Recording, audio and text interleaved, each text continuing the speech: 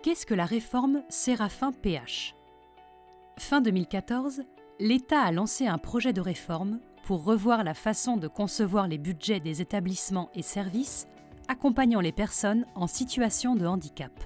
On appelle cette réforme Séraphin-PH pour Services et établissements, réforme pour une adéquation des financements au parcours des personnes handicapées. Ce projet est copiloté par la DGCS, Direction générale de la cohésion sociale, et la CNSA, Caisse nationale de solidarité pour l'autonomie. Il est co-construit avec les administrations, les fédérations, les associations représentant les ESMS et les usagers. Il associe également des groupes d'autoreprésentants de personnes en situation de handicap. Cette réforme concerne environ 12 000 ESMS, soit les ESMS dont l'admission est soumise à une notification de la Maison départementale des personnes handicapées. Ces ESMS accompagnent près de 500 000 personnes en situation de handicap et fonctionnent avec un budget global de 16 milliards d'euros par an. Quels sont les objectifs de la réforme? La réforme a 3 objectifs. Objectif 1.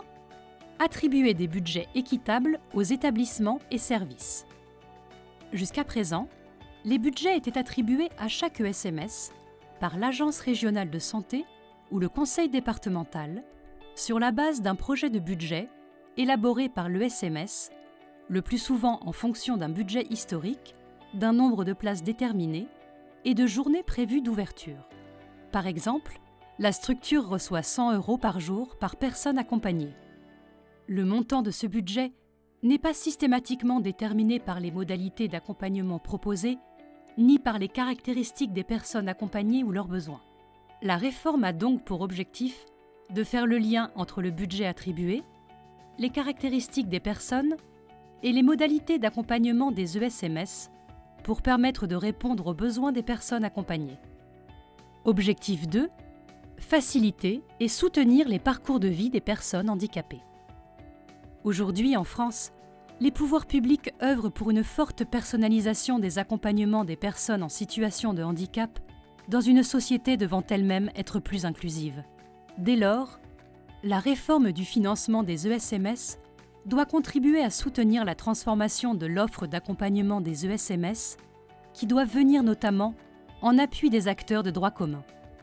Par exemple, l'école, l'entreprise, les centres sportifs et culturels, les acteurs du soin.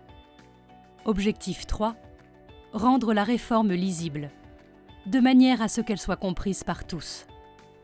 Malgré la complexité du sujet, une attention particulière est apportée à la communication autour du projet, sur des supports variés, rédigés par exemple selon les règles du facile à lire et à comprendre.